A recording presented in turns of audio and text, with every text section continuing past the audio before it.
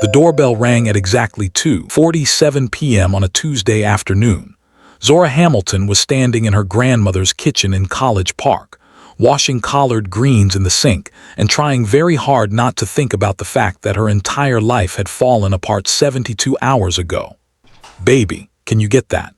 Her grandmother Grace called from the living room, where she was watching her stories, the same soap opera she'd been watching for 30 years.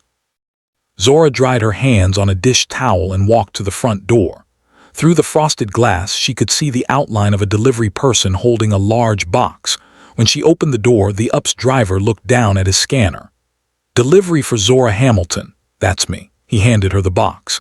It was massive, the kind of box that usually held a television or maybe a small piece of furniture.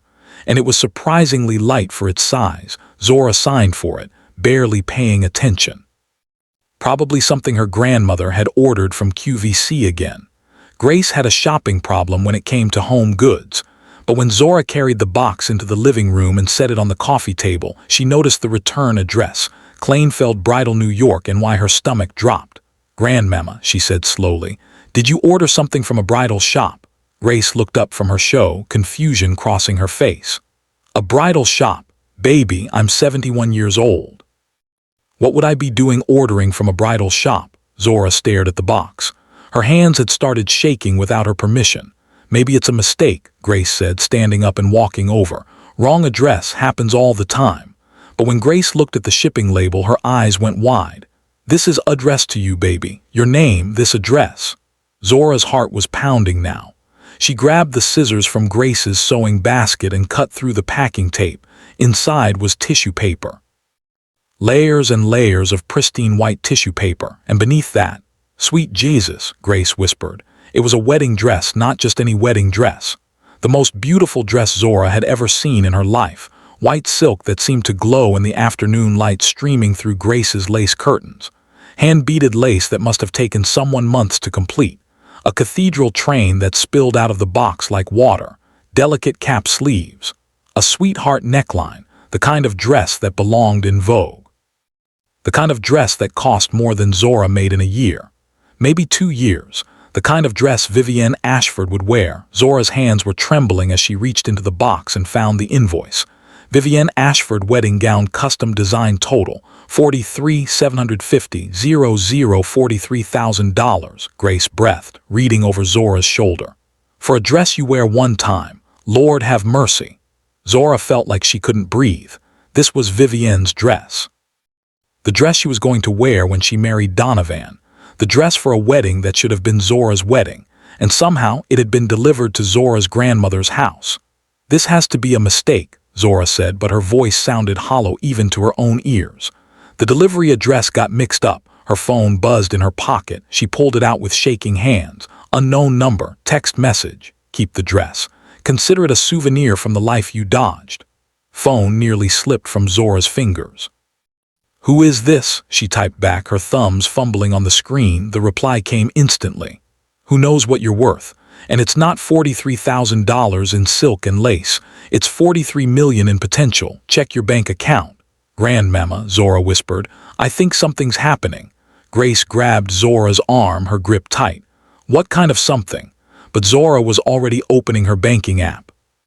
The one she avoided looking at most days because seeing the number, usually somewhere between $300 and $800 depending on what time of month it was, made her chest hurt.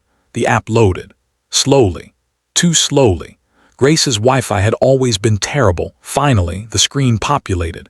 Zora Hamilton checking account available balance. $3 million. The dollar's phone slipped from her hand.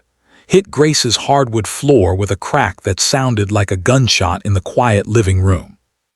The screen shattered into a spider web of lines. Zora couldn't move, couldn't breathe, couldn't think. $3 million, $3 million, baby? Grace's voice sounded like it was coming from very far away. "Baby, what's wrong?" Grace bent down and picked up the broken phone, looked at the screen. And then for the first time in Zora's entire life, she watched her grandmother's knees buckle. Grace sat down, hard. Right there on the floor next to the $43,000 wedding dress that had spilled out of its box. "Sweet Jesus," Grace whispered, staring at the phone. "Baby, "Baby, this says you have $3 million in your account." "I know." "How?" "I don't know." They sat there in silence for a long moment, Grace on the floor, Zora standing above her, staring at the wedding dress like it might come alive and attack them both. Grace's soap opera played on in the background. Someone was crying about a secret baby.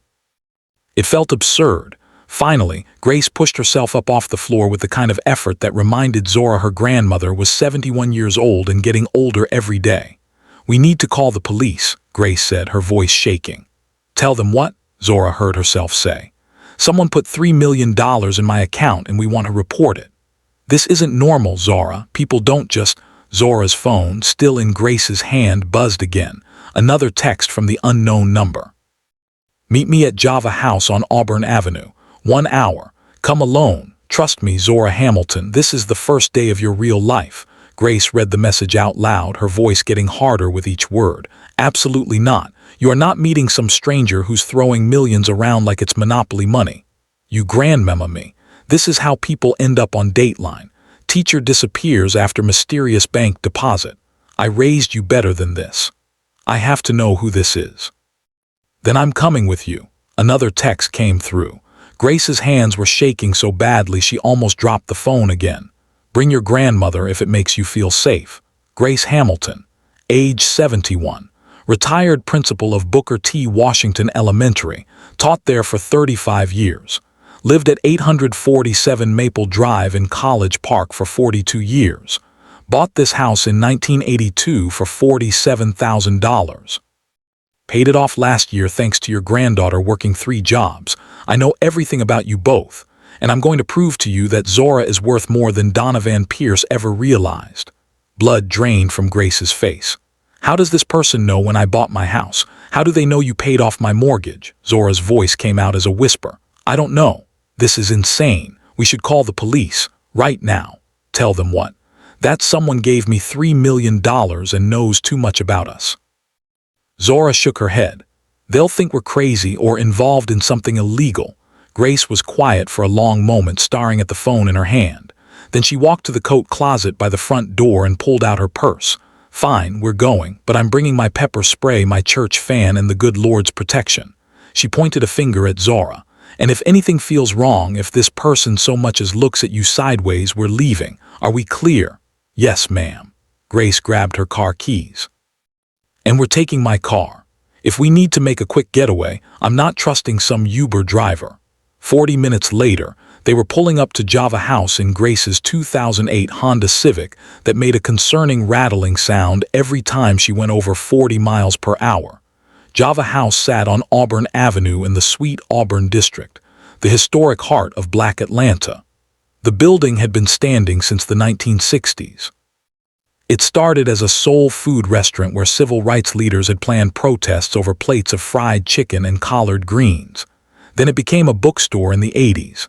Now it was a coffee shop that still served sweet potato pie and played Al Green on the speakers. The walls were covered with photographs. Martin Luther King Jr., John Lewis, Maynard Jackson, local artists who'd performed there, musicians who'd stopped by, teachers who'd changed lives. It was one of Zora's favorite places in the entire city. She'd graded papers here, met a Manny here for coffee and gossip, brought her adult GED students here when they passed their exams and wanted to celebrate. It felt safe, familiar, like home. But when she walked through the door, her heart started pounding all over again, because sitting at a corner table near the window was a man who looked like he'd walked straight out of a dream, tall. At least 6'3", maybe taller, dark-skinned, the kind of deep brown that looked like polished mahogany in the afternoon sunlight. Locks that fell past his shoulders, pulled back in a ponytail that was somehow both casual and elegant. He was wearing a simple black t-shirt and dark jeans, nothing fancy, nothing expensive looking, but there was something about him, the way he sat, the way he held his coffee cup, the way his eyes scanned the room like he was cataloging every detail. He had presence. The kind of presence that made people turn and look even though he wasn't doing anything to draw attention. And when he saw Zora, he stood, smiled, like they were old friends meeting for lunch. "Zora Hamilton," he said. His voice was deep, warm, rich like expensive bourbon. "Thank you for coming." He turned to Grace. "Mrs. Hamilton, it's an honor." Grace's hand was already in her purse, fingers wrapped around what Zora knew was pepper spray. "Cut the pleasantries. Who are you and why did you put $3 million in my granddaughter's account?" The man's smile widened. He had a scar on his right hand, a long, thin line across his palm that caught the light when he gestured toward the chairs across from him. Direct. "I respect that. Please sit." "Stand," Grace said firmly. "Grandmama," Zora whispered, "people are starring." And they were. Mr. Bernard behind the counter, the college students at the corner table, the older woman reading a book by the window. Everyone was watching this confrontation with undisguised interest. Small black-owned coffee shops in Atlanta were like small towns. Everybody knew everybody else's business, and if they didn't know, they'd make it their business to find out. "Please," the man said again, and there was something in his voice. Not pleading, just genuine. 5 minutes. If you're not interested in what I have to say after 5 minutes, you can leave. Keep the money, no strings attached. You never have to see me again. Grace and Zora exchanged a look. Finally, they sat. The man sat as well, folding his hands on the table in front of him. Up close, Zora could see more details. He had a small scar above his left eyebrow. His eyes were almost black, so dark she couldn't distinguish the pupil from the iris. And there was something in those eyes, intelligence, intensity, and something else she couldn't quite name. "My name," he said, "is Langston Creed." He waited like the name should mean something. It didn't. Zora shook her head slightly. "Good," Langston said, and he seemed genuinely pleased. "That means I've done my job well. I prefer to stay out of the public eye, but you deserve to know who I am and why I'm here." "We're listening," Grace said, her voice hard as iron. Her hand was still in her purse. Langston took a sip of his coffee, set it down carefully. When he spoke again, his voice was measured, calm, like he was explaining something important and wanted to make sure they understood every word.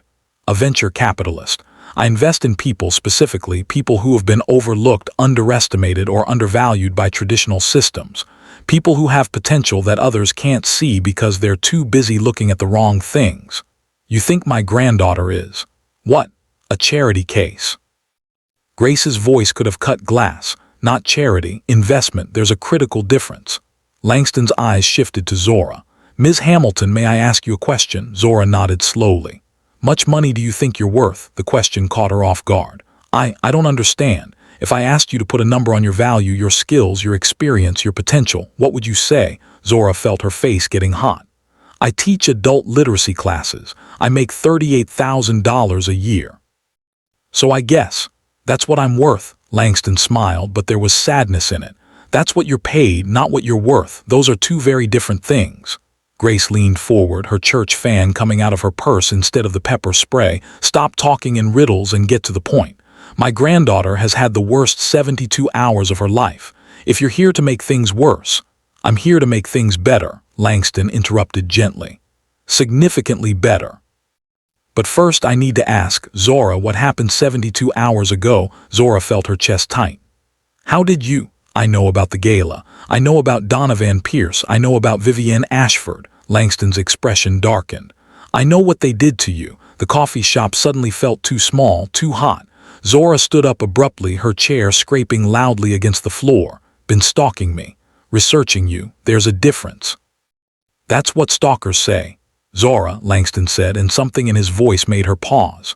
6 months ago, I started investigating Donovan Pierce's company, Pierce Technologies. I was considering an investment. Part of my due diligence is always researching the CEO, not just their business practices, but their character. How they treat people, who they surround themselves with. He pulled out his phone, scrolled for a moment, then turned it toward Zora. It was a photograph from the Pierce Technologies annual report. Page 47. The acknowledgments section. Zora recognized it immediately. Last year's investor gala. There was Donovan front and center receiving some award, shaking hands with someone important, smiling his perfect smile, and there in the background, barely visible, slightly out of focus, was Zora. She was wearing the navy blue dress she'd borrowed from Imani. The one that had made her feel beautiful for exactly 4 hours until Donovan told her to wait in the lobby because the VIP reception is for major stakeholders only. Waited in that lobby for 2 hours while Donovan networked. "Notice anything?" Langston asked quietly. Zora stared at the photo, at herself, relegated to the background, uncredited, unacknowledged. Her voice cracked. I'm in the background, exactly. The woman who'd been with Donovan Pierce for over a year at that point, who'd helped him prepare his presentation, who'd networked for him, who'd proofread every single one of his investor emails because he can't spell worth a damn. Langston's jaw tightened. And you were in the background, like furniture, like you didn't matter. That's when I knew, he continued. That's when I knew Donovan Pierce was the kind of man who uses people and throws them away when they're no longer useful. The kind of man who measures worth in dollar signs and social connections instead of character and capability. Grace had been quiet during this exchange, but now she spoke. So you decided to destroy his company because of how he treated my granddaughter. I decided to investigate his company because of how he treated your granddaughter, Langston corrected. What I found was fraud, significant fraud. He's been lying to investors for 2 years, inflating user numbers, creating fake partnerships, cooking the books. The SEC is about to bring federal charges. His company will collapse by the end of the week. The coffee shop seemed to tilt sideways. Zora whispered. Donovan Pierce is going to prison. His company is worthless. And Vivienne Ashford, who only agreed to marry him because of his supposed net worth, is about to discover she's engaged to a fraud who's worth less than nothing. Langston said all of this calmly, factually, like he was reading the weather report. Do you know all this? Zora demanded. Langston's expression didn't change. Because I'm the one who tipped off the SEC. The words hung in the air like smoke. Grace's church fan stopped moving. You did what now? I don't tolerate fraud, Mrs. Hamilton. I don't care how charming you are or how good your PowerPoint presentations look. If you're stealing from investors, you deserve to face consequences. He paused. How Donovan treated Zora just made it personal. You destroyed a man's entire life, Zora said slowly, because he was mean to me. I destroyed a criminal's fraudulent empire because he was committing crimes, Langston corrected. The fact that he was also cruel to a woman who deserved better just meant I slept well while doing it. Zora sat back down. Her legs wouldn't hold her anymore. I don't understand. You don't even know me. Why would you? I told you. I've been researching you for 6 months. Langston pulled out his phone again, started scrolling. Zora Hamilton, age 29. Literacy specialist at Douglas High School, where you teach adult GED classes. Adults who are trying to finish their education after life got in the way. You volunteer every Saturday at the Auburn Avenue Public Library, teaching people who can't read. You paid off your grandmother's mortgage last year by working 3 jobs, teaching during the day, tutoring in the evenings, proctoring online exams at night. He kept scrolling. Supporting your cousin Shanice through her senior year at Clark Atlanta University because her parents died when she was 16 and she had nowhere else to turn. You created a fundraising strategy for Donovan's so-called charity arm that raised $2 million for literacy programs. He took full credit for it, never mentioned your name once. Zora felt like she couldn't breathe. You want to know what I'm worth? Langston looked up from his phone. According to Forbes, I'm worth $8.7 billion, give or take a few $100 million depending on the stock market. You want to know how I got there? He set his phone down on the table. I learned to recognize value where other people don't. I invest in people everyone else overlooks. And you, Zora Hamilton, are the most undervalued asset I've seen in 10 years. Grace's fan started moving again. $8 billion. You're saying you're a billionaire and you're sitting in Java House in a t-shirt drinking regular coffee. Best coffee in Atlanta, Langston said with a slight smile. Mr. Bernard makes it exactly right. Not too strong, not too weak, perfect. As if summoned, Mr. Bernard appeared at their table with a fresh pot. Langston, I didn't know you were here, the usual, please, and whatever the ladies want on me, Mr. Bernard looked at Zora and Grace. You know Langston. We're getting acquainted, Grace said carefully. Best customer I've got, Mr. Bernard said, pouring fresh coffee into Langston's cup. Never makes a fuss, tips like he's trying to pay off my mortgage. Speaking of which, he looked at Langston. That thing you did for my daughter, the scholarship, changed her life, man. She's at Howard now, pre-med. Never could have afforded it without you. She earned it, Langston said simply. I just made sure money wasn't an obstacle, Mr.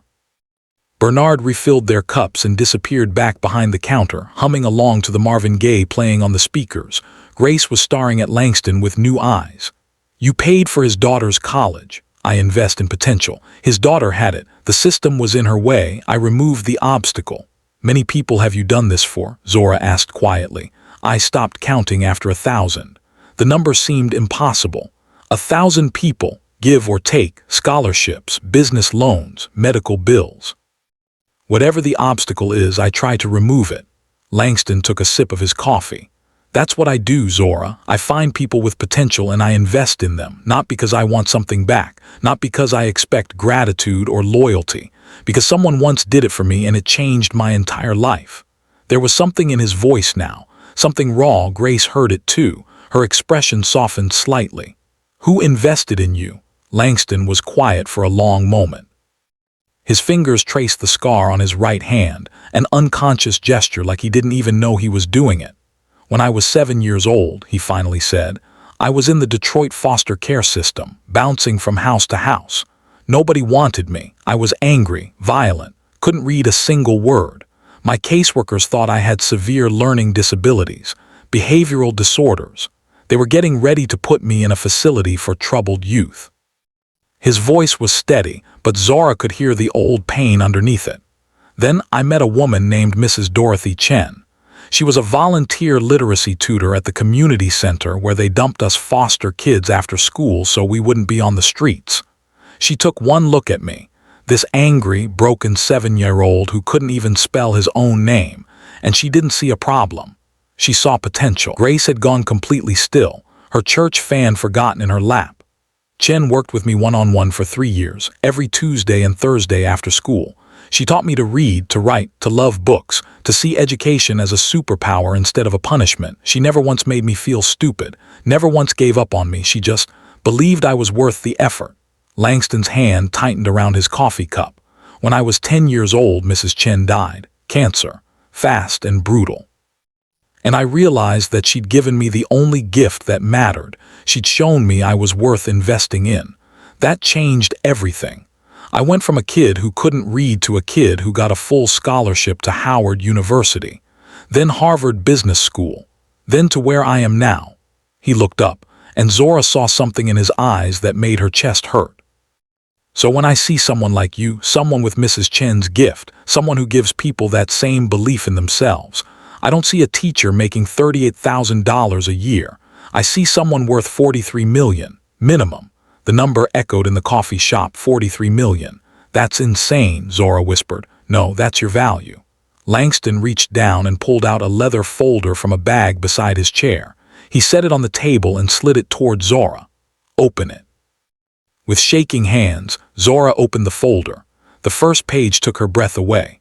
The Hamilton Literacy Initiative, a comprehensive adult education program for metropolitan Atlanta founder and CEO. Zora Hamilton, it was her proposal. The proposal she'd written 3 years ago and shown to Donovan.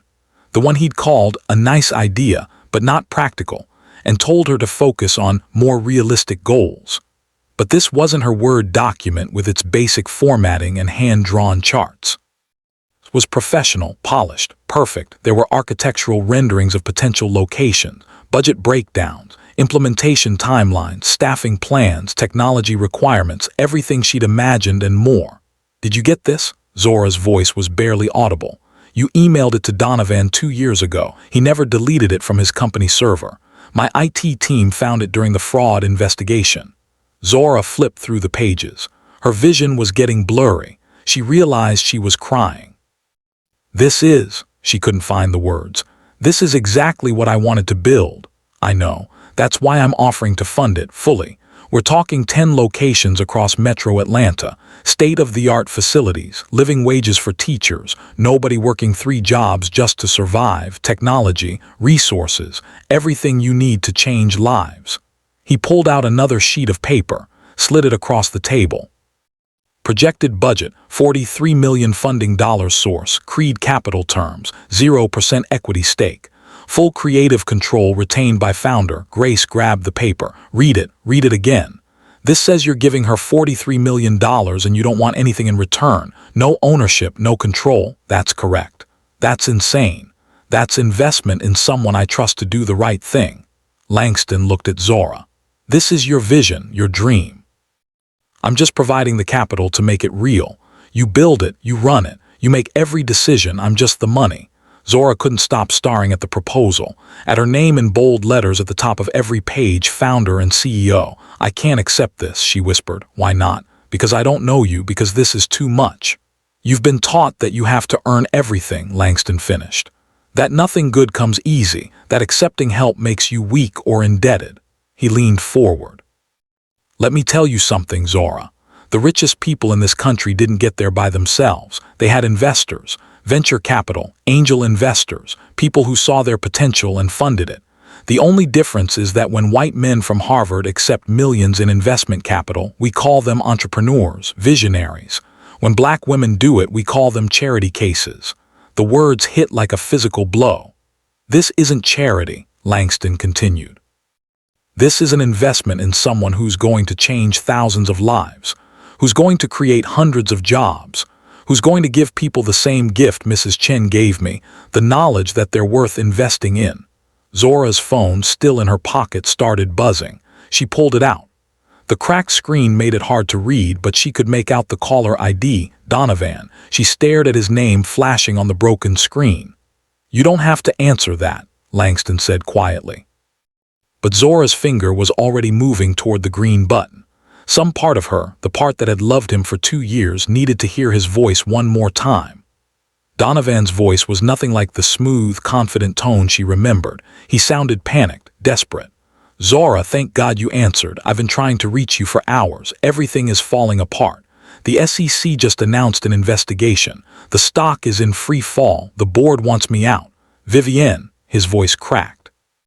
Vivienne ended the engagement. Her father pulled his investment. I'm losing everything. Zora said nothing. Need you, Donovan continued, words tumbling out fast. I need you to make a statement to the press. Tell them we're still together, that you support me. Your reputation is clean. People respect you. If they see you standing by me, it could help. No, silence on the other end of the line. What? Donovan finally said.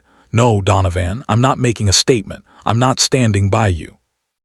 Zora, please, you don't understand. I could go to prison, federal prison. The lawyers say if I have character witnesses, if people vouch for my integrity. Your integrity. The laugh that came out of Zora was sharp, bitter. You announced your engagement to another woman while you were still engaged to me. You put me in the background of every photo, every event, every moment of your success. And now you want me to vouch for your integrity. That was business. No, Donovan, that was cruelty. And I'm done being on the receiving end of it. She could hear him breathing on the other end, heavy, shaky. If you don't help me, he said, his voice dropping to something dark, I'll tell everyone what you really are, a gold digger, a wannabe who was using me for my money and connections. Go ahead, Zora said, and she meant it. Tell them whatever you want, because here's what I know. I loved you when you were nobody. I supported you when you were building your company. I stayed up until 3 in the morning editing your presentations. I networked for you. I believed in you. And the second you got successful enough, you erased me like I never existed. So if you want to call me a gold digger, fine, but we both know the truth. Zora, goodbye, Donovan. She hung up. Her hands were shaking. But this time, it wasn't from fear or heartbreak. It was from power. Grace was looking at her with something like awe in her eyes. Baby girl, that was.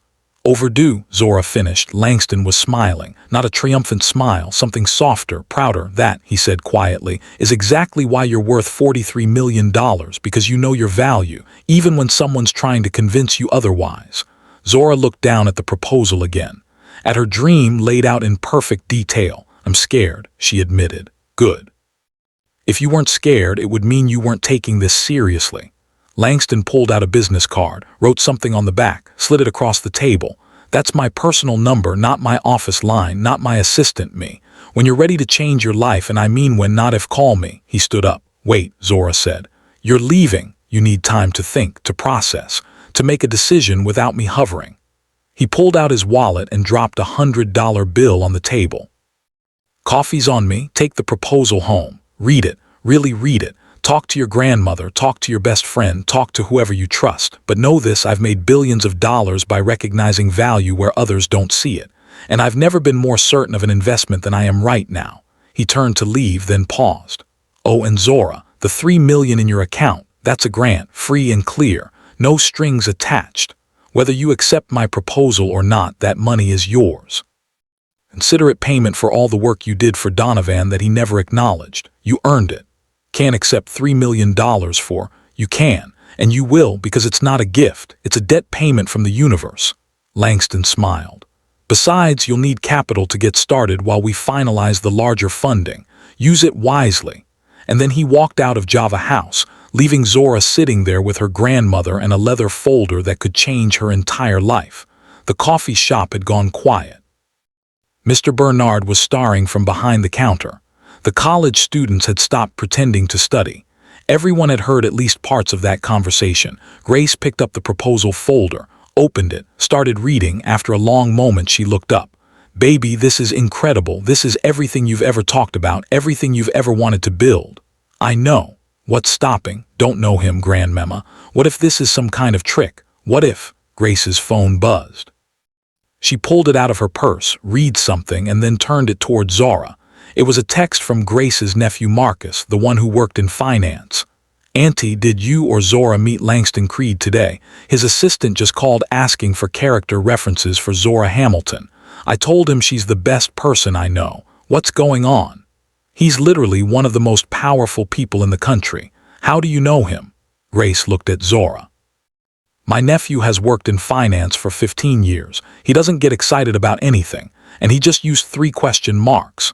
Another text came through on Zora's broken phone from Langston's number. "No, you're scared. I was scared too when Mrs. Chen first believed in me. But courage isn't the absence of fear. It's being terrified and doing it anyway. You've got this. I'll be here when you're ready." LC Zora stared at her broken phone screen, at the proposal folder, at her grandmother's expectant face. "What do I do, Grandmama?" Grace closed the folder carefully, set it in front of Zora like it was something precious. "Baby, I can't make this decision for you, but I can tell you this. I've been watching you shrink yourself for 2 years, watching you make yourself smaller so Donovan could feel bigger, watching you dim your light so he could shine brighter, and I've been praying every single night for someone to come along and remind you who you really are." She took Zora's hand. "Maybe that someone is Langston Creed. Maybe it's not. But either way, you've got $3 million in your account and a proposal for your dreams sitting in front of you. So the question isn't whether you trust him. The question is, do you trust yourself?" Zora looked down at the proposal. At her name on every page, founder and CEO, her phone buzzed again. This time it was a news alert. Breaking. Donovan Pierce resigns as CEO of Pierce Technologies Company, stock down 89% amid fraud investigation, SEC seeking criminal charges. And below that, another alert. Vivienne Ashford releases statement. "I was deceived by Donovan Pierce's misrepresentations.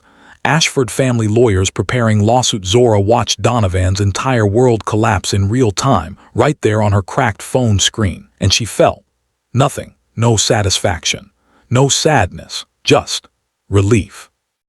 Relief that she wasn't standing next to him when it happened.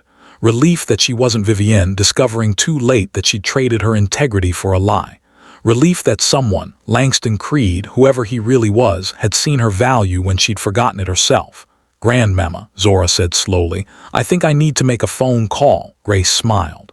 "I think you do too, baby. I think you do too." Zora picked up the business card Langston had left. Looked at the number written on the back in bold, confident handwriting. Her hands were still shaking. But this time it wasn't from fear, it was from possibility. She pulled out her broken phone, dialed the number. It rang once, twice. Then Langston's voice, warm and certain. "I was hoping you'd call. I have questions," Zora said. "I have answers. A lot of questions. I have time." Zora looked at her grandmother, who was nodding encouragement. "'Kay," Zora said, taking a deep breath. "Let's talk." And somewhere in Atlanta, in an office Zora had never seen, Langston Creed smiled. Because he just made the best investment of his life. Hold up. Did Zora just accept $43 million from a man she met one time? Is Langston Creed really a good guy? Or is there something darker going on here?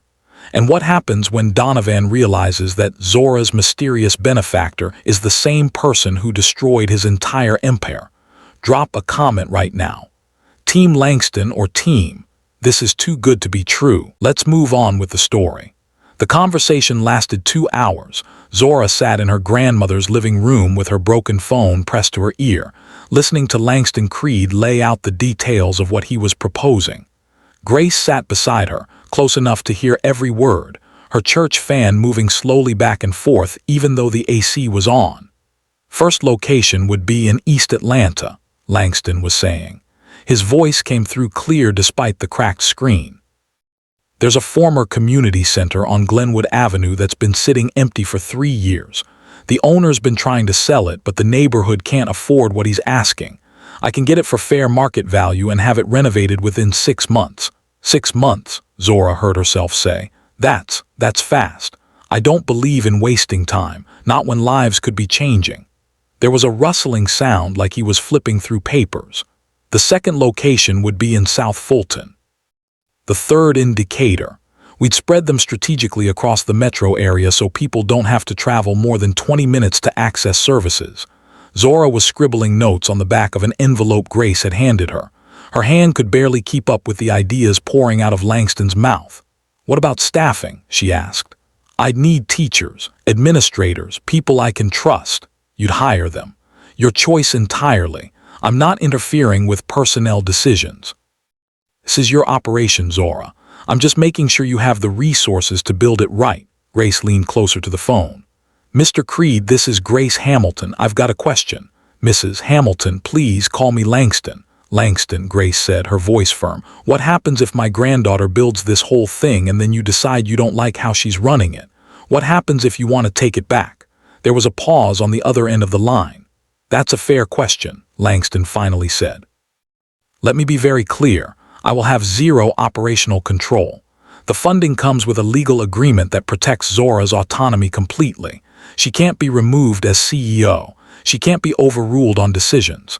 The only requirement is annual financial audits to ensure the money is being used for its intended purpose, education.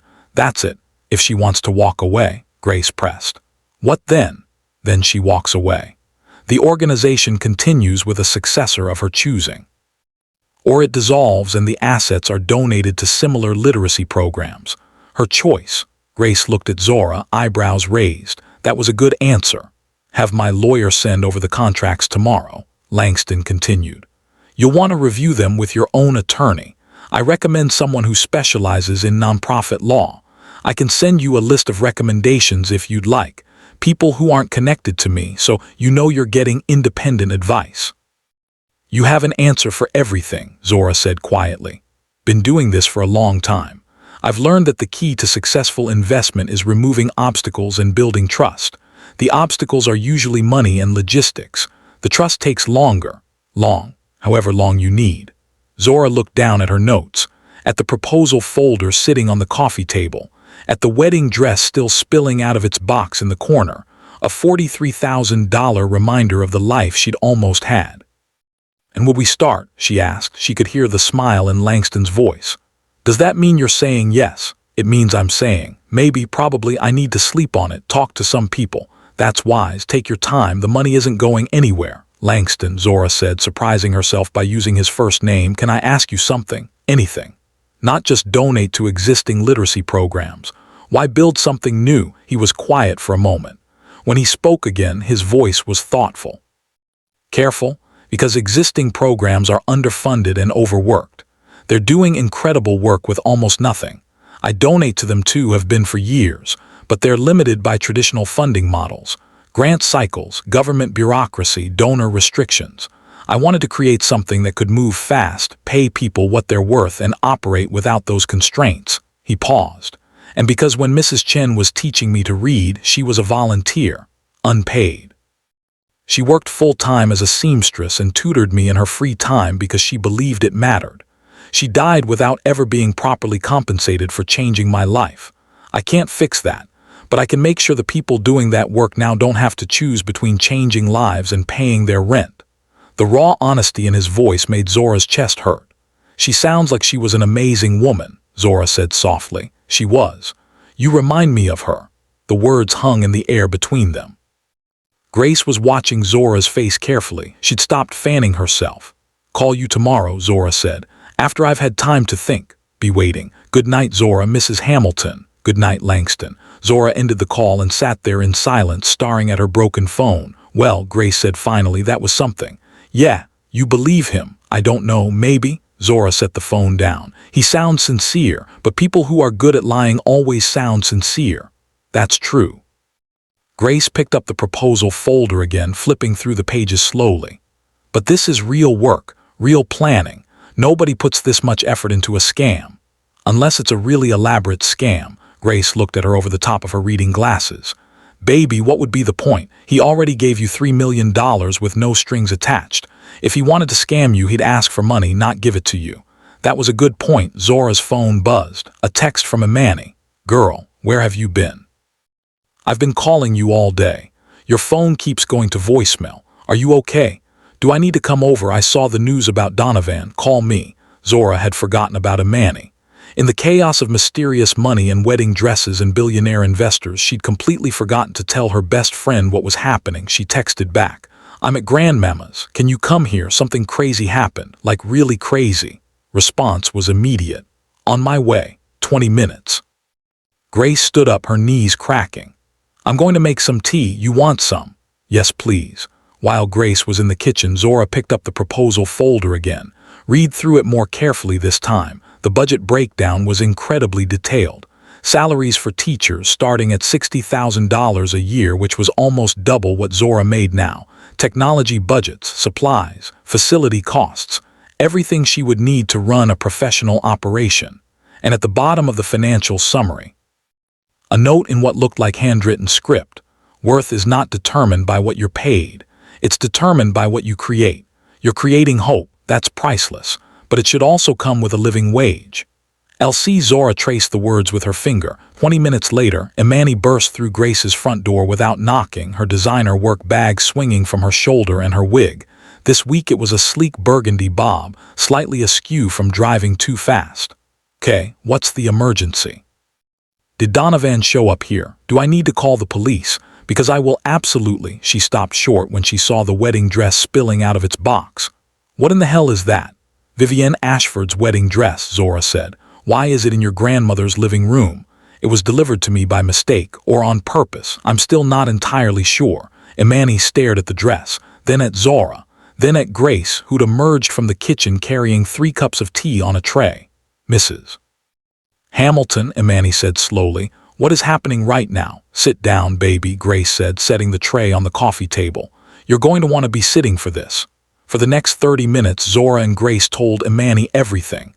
The wedding dress delivery, the mysterious texts, the $3 million that had appeared in Zora's bank account, the meeting at Java House, Langston Creed, the proposal, all of it.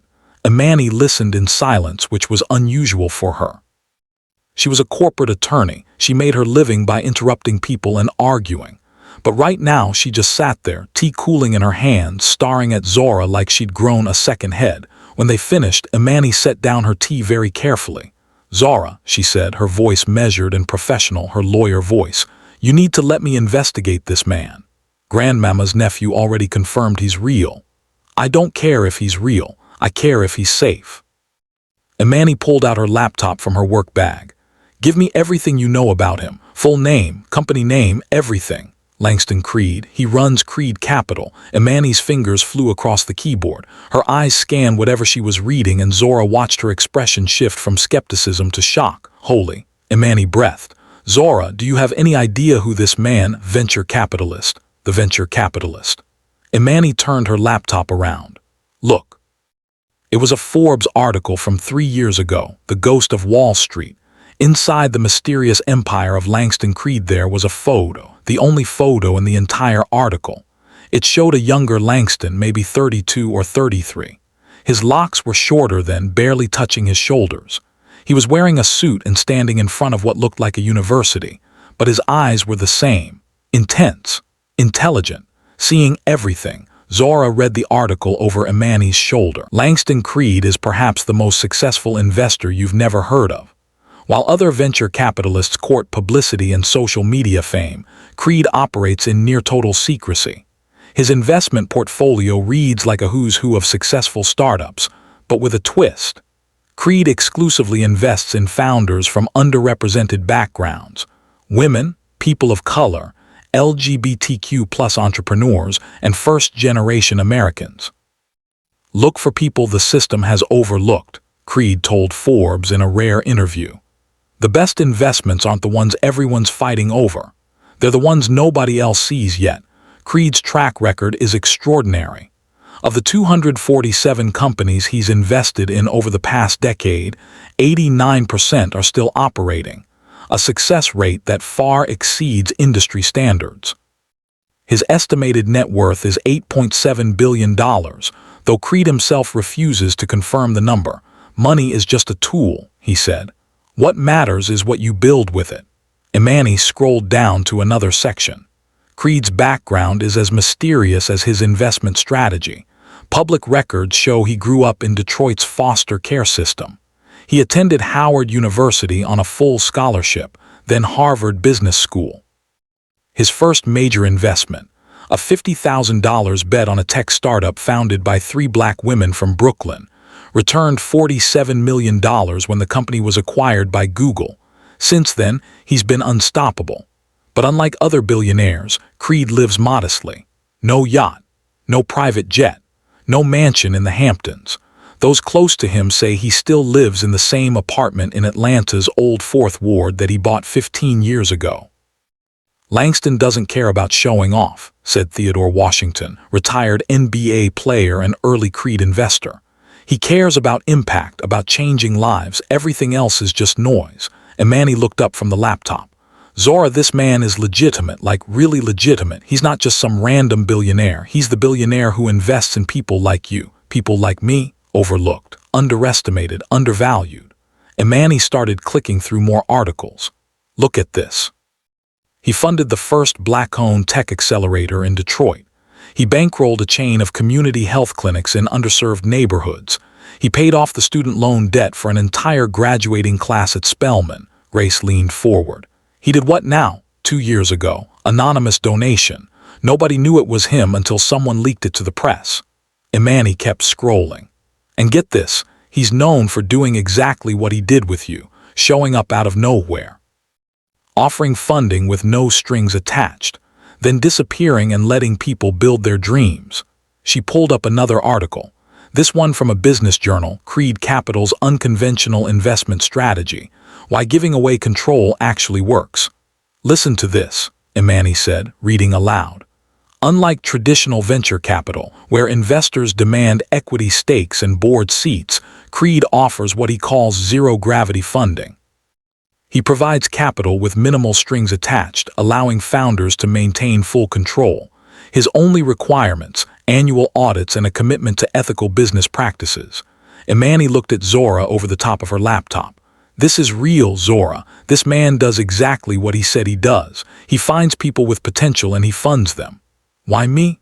Zora's voice came out smaller than she intended. I'm just a teacher. I'm nobody special. That's exactly the kind of thinking that keeps people small, Grace said firmly. And that's exactly what Langston is betting against. Imani closed her laptop. Okay, here's what we're going to do. I'm going to review those contracts when they come through, every single word. I'll make sure there are no hidden clauses or gotchas. But Zora, she reached across and grabbed Zora's hand. I think you should do this. I think this is the universe handing you exactly what you need exactly when you need it. What if I fail? The question came out as a whisper. Then you fail with $43 million of somebody else's money instead of your own, Imani said pragmatically. But you won't fail. You're brilliant at this. You've been doing this work for years with basically no resources. Imagine what you could do with actual support. Zora's phone buzzed. Another text from Langston. I forgot to mention, I'm having dinner tomorrow night with some people I think you should meet. Other founders I've invested in. People who have been where you are now. Would you like to join us? No pressure, just an opportunity to ask questions to people who have already said yes. Zora showed the text to Imani and Grace. They said in unison. I don't know, Zora Hamilton, Grace said, standing up with the kind of authority that had made elementary school kids straighten up for 35 years. You are going to that dinner. You're going to meet those people. You're going to ask every question you can think of. And then you're going to make an informed decision. But you are not going to let fear make the decision for you. Are we clear? Yes, ma'am. Imani was already typing on Zora's phone. Tell him yes, and I'm coming with you. Imani, I'm your lawyer, technically, as of right now. Consider it pro bono work for my best friend who's about to become a CEO. Imani hit send before Zora could protest. There, done. We're having dinner with a billionaire tomorrow night. What are you going to wear? I don't have anything appropriate for dinner with. We're going shopping, Imani announced. Right now, Mrs. Hamilton, can we borrow your car? Zora's is making that sound again. Grace said. And Zora used that money in your account. $3 million isn't going to spend itself. I can't just spend. He said it was a grant. Free and clear. That means it's your money now. Grace pointed toward the door. Go buy yourself something that makes you feel like the CEO you're about to become. And for the love of God, get a new phone. That cracked screen is giving me anxiety. Hours later, Zora was standing in a Lenox Square dressing room, staring at her reflection in a dress that cost more than her monthly rent. It was a deep burgundy, almost the color of red wine, fitted but not tight, professional but not boring. The kind of dress that said, I belong in this room without having to announce it. Imani was sitting on the bench in the dressing room, scrolling through her phone. That's the one. That's definitely the one. It's $800. You have $3 million in your account. Buy the dress, Zora. If this all falls apart, what if Langston changes his mind? Then you'll have a really nice dress and a good story. Imani looked up from her phone, but he's not going to change his mind. I've been reading about him for the past hour. You know what everyone says about Langston Creed? What? That once he commits to an investment, he never backs out. Not once in 15 years. There are founders who screwed up, who made mistakes, who almost went bankrupt, and he stuck with them, helped them rebuild. That's who he is. Zora turned back to the mirror. The woman looking back at her looked confident, powerful, like someone who could run a $43 million organization. Okay, she said, I'll get the dress, the shoes, Imani, and the new phone. Your screen looks like a car ran over it. By the time they left the mall, Zora had a new dress, new shoes, a new phone, and a slowly fading sense of unreality. This was happening. This was actually happening. The next evening, Zora stood in front of her bathroom mirror in her small East Atlanta apartment, trying to convince herself she could do this. The burgundy dress fit perfectly. Imani had insisted on coming over to do her makeup, nothing dramatic, just enough to look polished. Her box braids were pulled back in an elegant low bun. She looked like someone who had her life together. She felt like she was about to throw up. Stop spiraling, Imani called from the living room where she was doing her own makeup using Zora's kitchen as a vanity. I can hear you overthinking from here. Not overthinking. You're absolutely overthinking. You've changed outfits 3 times. Twice. 3 times, I counted. Imani appeared in the bathroom doorway, looking flawless in a navy blue sheath dress and her best courtroom heels. You look beautiful. You look professional. You look like someone who's about to change the world. Now let's go before you talk yourself out of it. Restaurant was in Buckhead, a place called Canoe that sat right on the Chattahoochee River. Zora had heard of it but never been. It was the kind of place where entrees cost $50 and people proposed to each other over wine that cost more than Zora's car payment. When they pulled up in Imani's Lexus, a valet actually opened their doors. This is insane, Zora whispered. This is your new normal, Imani whispered back. Get used to it. Inside, the hostess smiled warmly. Good evening. Do you have a reservation? We're meeting Langston Creed's party, Imani said with the confidence of someone who belonged in places like this. The hostess's smile brightened. Of course. Right this way. She led them through the restaurant, past tables of well-dressed people having quiet conversations over candlelight. Through floor-to-ceiling windows, Zora could see the river reflecting the last rays of sunset. And then they were being led to a private dining room in the back. The hostess opened the door. Inside was a table set for 8. And already seated were 5 people who all turned to look when Zora and Imani entered. Langston stood immediately. He was wearing dark slacks and a crisp white button-down, no tie, top button undone. Somehow he made casual look elegant. Zora, he said, and his smile was genuine, warm. Glad you came.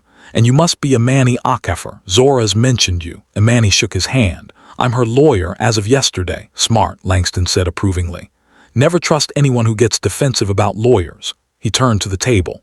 Everyone, this is Zora Hamilton and Imani Akafer. Zora, Imani, let me introduce you. He gestured to a tall man who'd stood when they entered.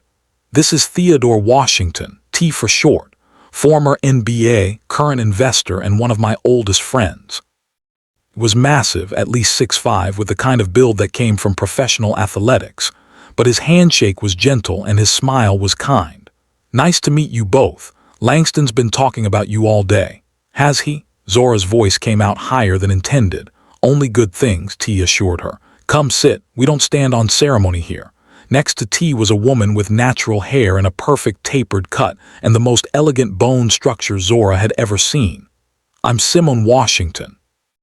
Architect, and before you ask, yes, I married him despite the terrible pickup lines. They weren't terrible, T protested. You told me I was so beautiful I should be constructed with sustainable materials. That's romantic. That's construction terminology. Table laughed, and Zora felt some of her nervousness ease. Across from them sat an Asian woman in her mid-30s, wearing glasses and a sharp blazer. Michelle Song, CFO of Creed Capital. I manage Langston's money so he can focus on giving it away. She said it with obvious affection.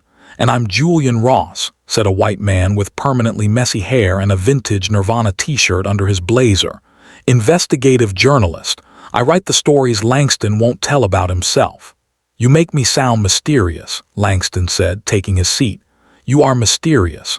You refuse to do interviews. You have no social media. You literally disappeared for 6 months last year and nobody knew where you were. I was in Detroit, working. Mysterious. Julian turned to Zora and Imani.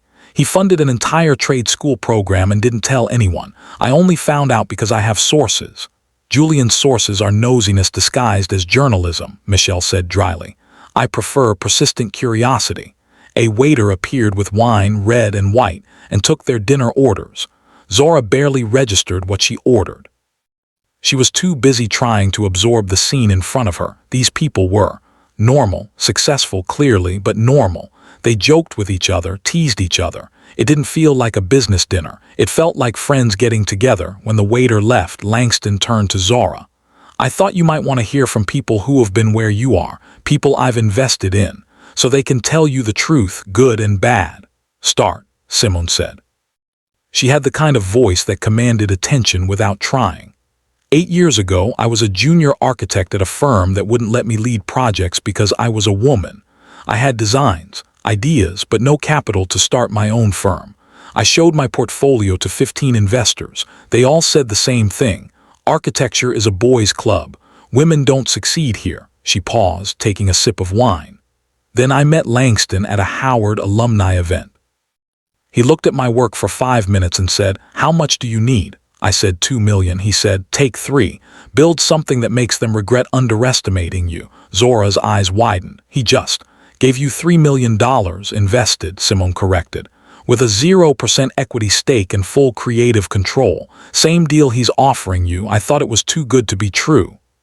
Imani asked. No, he funded my firm. I hired the best people I could find, most of them women and people of color who'd been overlooked like me. We've designed 12 major buildings in Atlanta now. We're profitable. And Langston has never asked for anything except annual financial reports to make sure I'm not embezzling. She smiled. Which I'm not, for the record. I'm next, Michelle said. She pushed her glasses up her nose. 10 years ago, I had a fintech startup idea. Every investor I pitched said, fintech is too complicated for someone without a finance background. Never mind that I had an MBA from Harvard. Never mind that my idea was solid. They saw an Asian woman and assumed I was good at math but not good at business. Expression hardened at the memory. Langston saw my pitch deck and said, "When can you start?" I said I needed $1 million. He gave me 2, said I was undervaluing myself. You? Zora asked. Absolutely. Turns out I needed $3 million to really scale. When I went back and told him I'd miscalculated, you know what he said? What? Good thing I gave you 2 instead of 1. Here's another $1 million, build it right. Michelle smiled. My company sold to a larger firm 3 years later for $47 million. Langston's investment turned into $18 million. You know what he did with it? Zora shook her head. Funded 15 more startups, gave it all away. Michelle looked at Langston. He's pathological about this. Can't hold on to money, has to invest it in people. It's not pathological, Langston protested. It's strategic. It's both, T said. I've known this man for 12 years. I've never seen him buy anything expensive. No fancy car, no designer clothes, nothing. I have nice things. You live in a one-bedroom apartment, T said. You're worth $8 billion and you live in a one-bedroom apartment in Old Fourth Ward that you bought in 2009. It's a nice apartment. Doesn't even have a second bathroom. I don't need a second bathroom. I'm one person. Table erupted in laughter, and Zora found herself laughing too. Julian leaned forward. Here's what you need to understand about Langston. He's legitimately uncomfortable with wealth. He sees money as a tool, not a trophy. Everything he makes goes back into investing in people. It's like a compulsion. It's not a compulsion. You funded a stranger's medical bills last month because you overheard them talking about it at a coffee shop, Michelle pointed out. They needed a kidney transplant. You paid for a kidney transplant for someone you'd never met. Simone shook her head, but she was smiling. This is who he is, Zora. He can't help himself. He sees people struggling and he has to fix it. Looked at Langston. His expression was somewhere between embarrassed and defiant. Is this true? She asked quietly. I had the money. They needed the surgery. It was simple math. It was $200,000, Julian added helpfully. Alive now, that's what matters. Imani was staring at Langston like he was a different species. You're serious? About what? About all of this. You actually just give money away to people who need it. Langston set down his wine glass. Let me tell you something. When I was in foster care, I was invisible. Nobody saw me. Nobody invested in me. And then Mrs. Chen did. She invested her time, her energy, her belief. It changed my entire life. So now that I have resources, why wouldn't I do the same thing? Because most people with $8 billion buy yachts and basketball teams, Imani said. I don't want a yacht. I get seasick. Langston smiled. And basketball teams are expensive. You could afford one, T pointed out. So could you. You're the one who actually played professional basketball. I'm retired. I'm living my quiet life. You own a sports complex and 3 restaurants. Quiet is relative. Food arrived and the conversation shifted. They talked about Atlanta, about politics, about the new development projects in the city, about everything and nothing. And slowly Zora realized something. She was comfortable. These people, a billionaire, a former NBA player, a successful architect, a CFO, a Pulitzer Prize-winning journalist, they made her feel welcome. Not special, not like a project, just welcome. Halfway through dinner, Imani leaned over and whispered, "These are good people." "Yeah," Zora whispered back. "They really are." After dessert, a chocolate, something that Zora was pretty sure cost more than her grocery budget. Langston suggested they move to the outdoor patio. The sun had fully set now.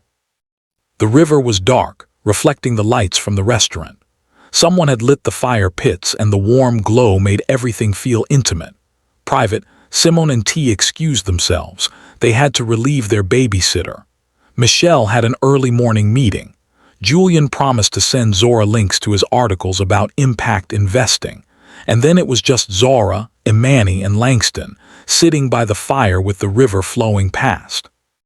"So," Langston said, "what do you think?" "I think," Zora said slowly, "that I'm terrified and excited and completely overwhelmed." "That sounds about right. I have questions, a lot of questions."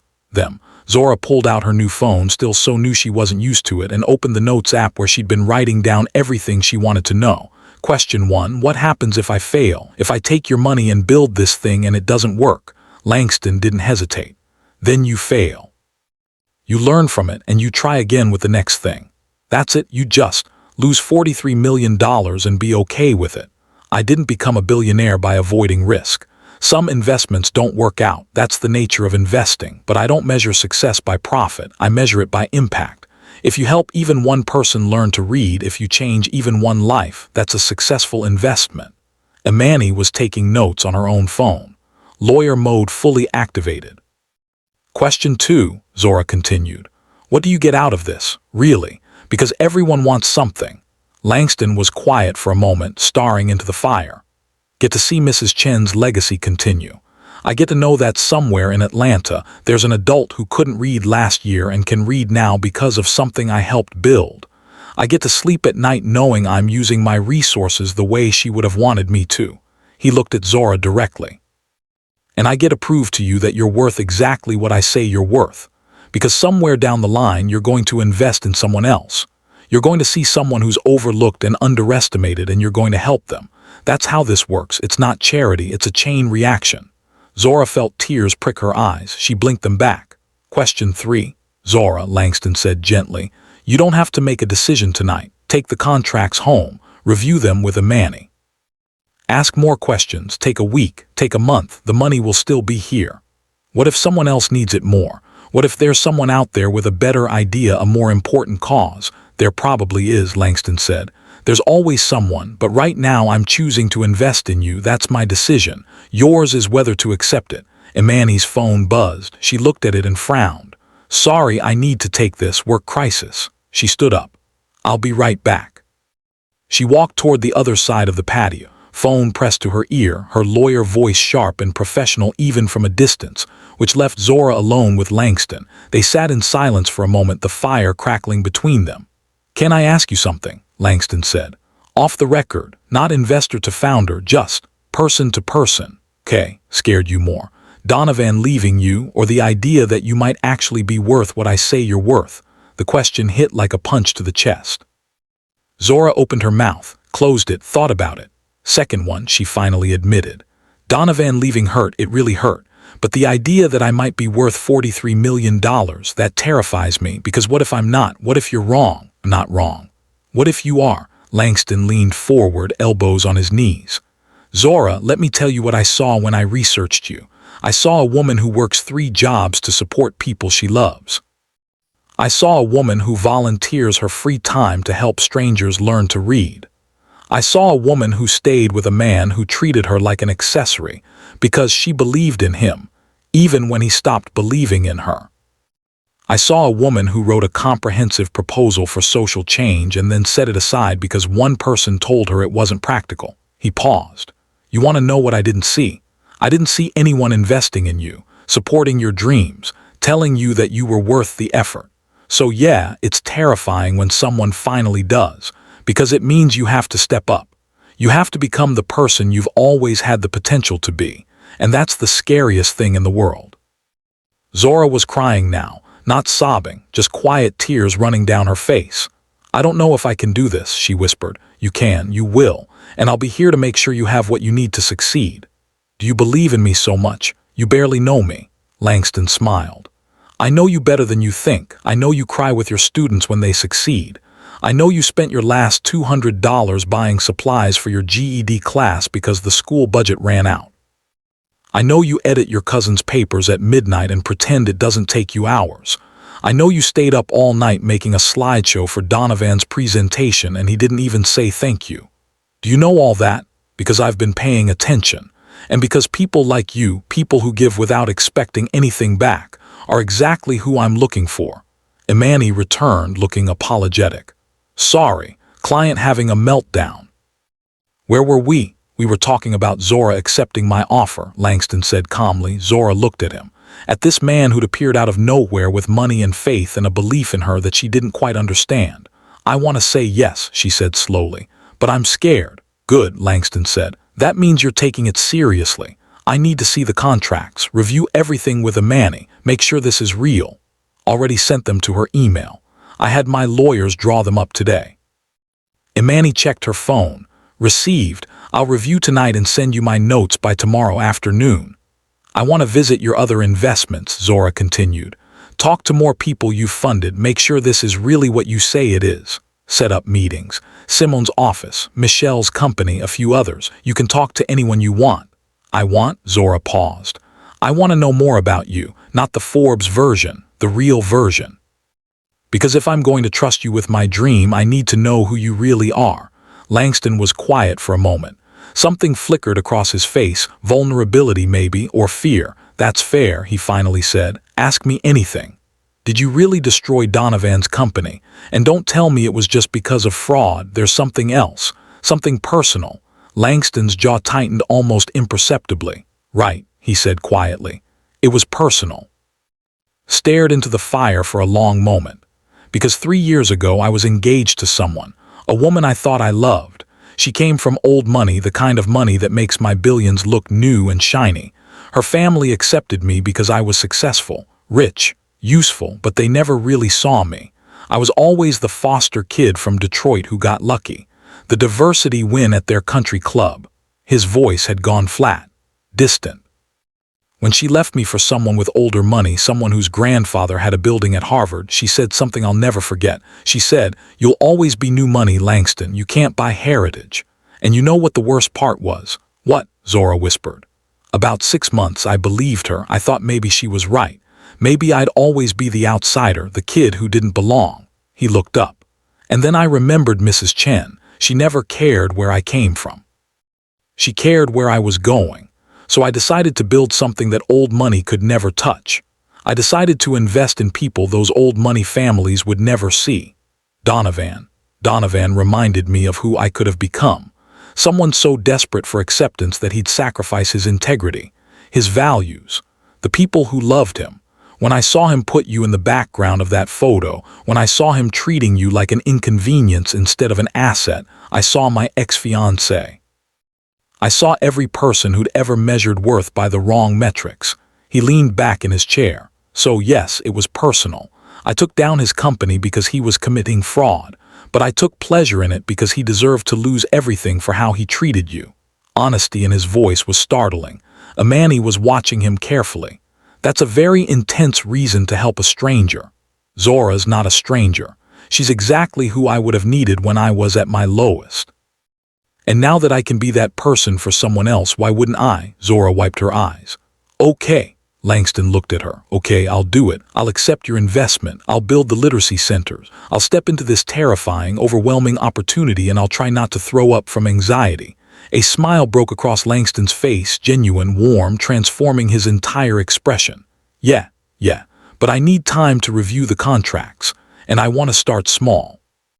One center first. Prove the model works before we scale. Smart, conservative, I like it. Langston stood up and extended his hand. Welcome to Creed Capital's portfolio, Zora Hamilton. Zora stood and shook his hand. His grip was firm, solid, real. Thank you, she said, for seeing something in me I couldn't see in myself. Thank you for letting me invest in it. Amani raised her wine glass. To new beginnings, to knowing your worth. And to proving everyone who underestimated you spectacularly wrong. They clinked glasses, and Zora felt something shift inside her chest. This was real. This was happening. She was going to build something that mattered. And for the first time in 2 years, she felt like herself again. As they were leaving, Langston walked them to the valet. "I'll have Michelle set up meetings with other founders this week," he said. "And my lawyers will be available if Amani has questions about the contracts." "Have questions," Amani assured him. "Many questions. Be disappointed if you didn't." Valet brought Amani's car around. As Zora was about to get in, Langston touched her arm gently. "Zora, one more thing. Yeah, you're going to doubt yourself, probably tomorrow, maybe tonight. You're going to wake up and think this is too big, too scary, too much. When that happens, remember, every person at that table tonight felt exactly the same way. And they all succeeded because they pushed through the fear. What if I can't push through it? Then call me, I'll push with you." Zora smiled despite the tears threatening again. "Thank you, Langston. Thank you for saying yes." On the drive home, Amani was uncharacteristically quiet. Finally, Zora asked, "What are you thinking?" "I'm thinking," Amani said slowly, "that I just watched a billionaire offer my best friend $43 million with no strings attached. I reviewed his reputation. I met his inner circle. I watched him be vulnerable about his past, and I still can't quite believe it's real." "You think it is real?" "I think he's either the most genuine person I've ever met or the most elaborate con artist in history, and honestly, I'm betting on genuine." "Me too." Amani glanced at her. "How are you feeling?" "Terrified, excited. Like I might throw up, but also hopeful." "Is that weird?" "Not weird, human." Amani reached over and squeezed Zora's hand. "You're about to change your life, Z, and I'm so proud of you for being brave enough to say yes." When Zora got home to her small apartment, she sat on her couch in her $800 dress and opened her new phone. The contracts Langston had promised were in her email. All 47 pages of them. But before she opened them, she saw another email. From Donovan. Her finger hovered over it, delete, or read. Against her better judgment, she opened it. Zora, I know you hate me. I know I don't deserve your time, but I need you to understand something. What I did, the fraud, the lies, it wasn't supposed to go this far. It started small, just inflating a few numbers to attract investors. Then it snowballed, and I was too proud to admit I'd made mistakes. You were right about everything. About Vivienne. About me choosing status over substance. About me treating you like you didn't matter. I'm going to prison. My lawyers say 5-7 years minimum. I've lost everything, the company, the money, my reputation. Vivienne won't even take my calls, but the thing I regret most, losing you, not because you could help me now, I know you won't and I don't blame you, but because you were the only real thing in my life and I traded you for something fake. I don't expect forgiveness. I don't deserve it. I just wanted you to know you were worth more than I ever gave you credit for.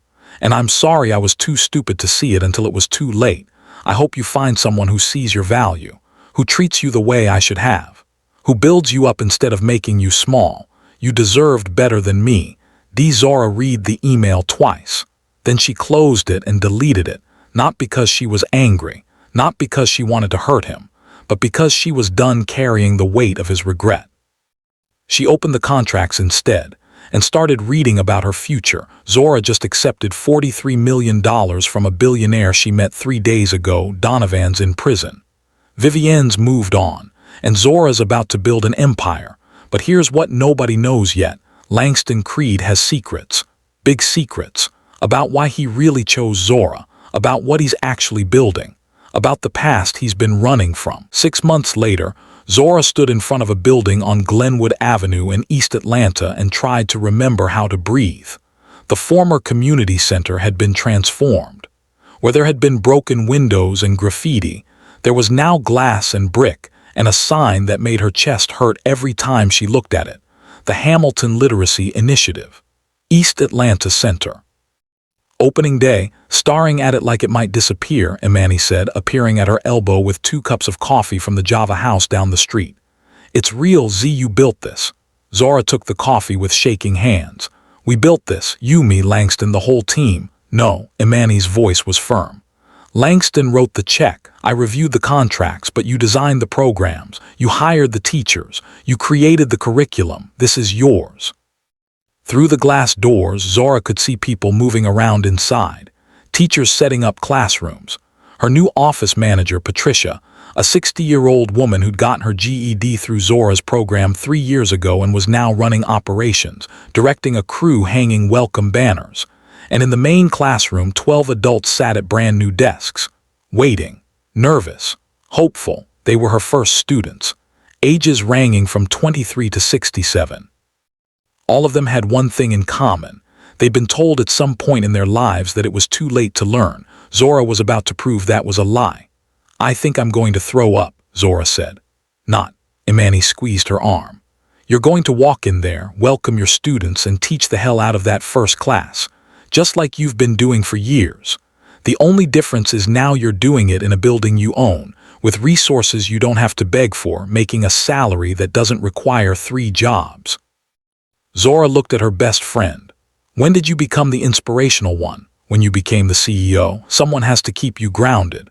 Imani checked her watch. Speaking of which, Langston's supposed to be here in 10 minutes. Are you ready? No. Let's go anyway. They walked through the doors together. The building smelled like fresh paint and new carpet. Everything was bright and clean and perfect. The classrooms had natural light. The desks were ergonomic. The technology was state-of-the-art. There was even a small library in the corner, books Zora had personally selected, ranging from beginner readers to classic literature. Patricia looked up from her clipboard when they entered. Ms. Hamilton, perfect timing. The caterer just arrived with breakfast for the students, and the photographer from the Atlanta Journal-Constitution is setting up in the conference room. Photographer? Zora's stomach dropped. I thought we said no press on opening day. That was before Langston told them what you're building here, Patricia smiled. Don't worry, Julian Ross is handling it. He won't let them write anything you don't approve. Julian had become an unexpected ally over the past 6 months.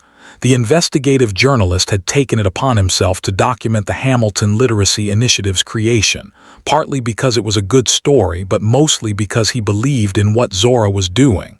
Ms. Hamilton.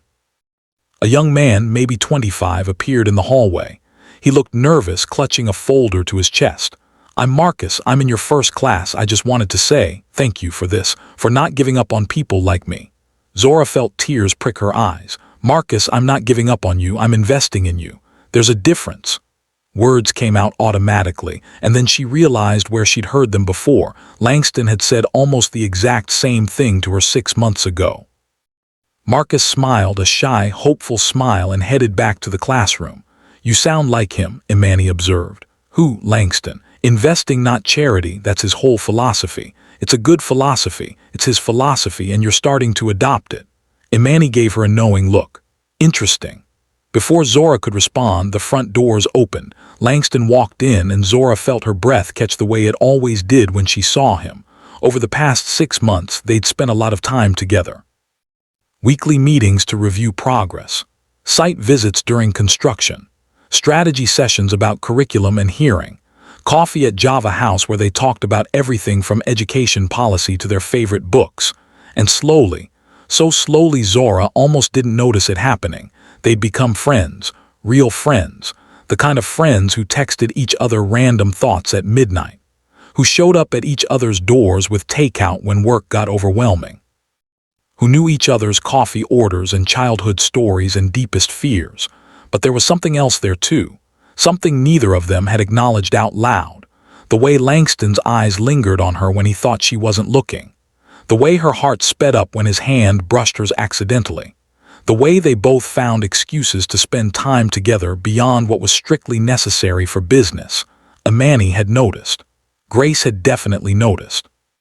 Even T had made a comment last month about how Langston smiled more when Zora was around, but neither Zora nor Langston had addressed it, maybe because acknowledging it would complicate everything, maybe because they were both scared of ruining what they had, maybe because the power dynamic, billionaire investor and nonprofit founder, felt too unbalanced, or maybe because they were both terrified of being hurt again. Zora. Langston's voice pulled her out of her thoughts. He was smiling, that warm, genuine smile that transformed his entire face. "The building looks incredible, thanks to your funding, thanks to your vision." He looked around, taking in every detail. "This is exactly what you described in that proposal. You brought it to life." Grace appeared from one of the classrooms, looking elegant in her church clothes. "Langston, good you're here. Come help me hang this banner. These young people don't know how to use a ladder properly." "Yes, ma'am." Langston followed Grace without hesitation, and Zora watched him take direction from her 71-year-old grandmother like it was the most natural thing in the world. That was another thing she'd noticed over the past 6 months.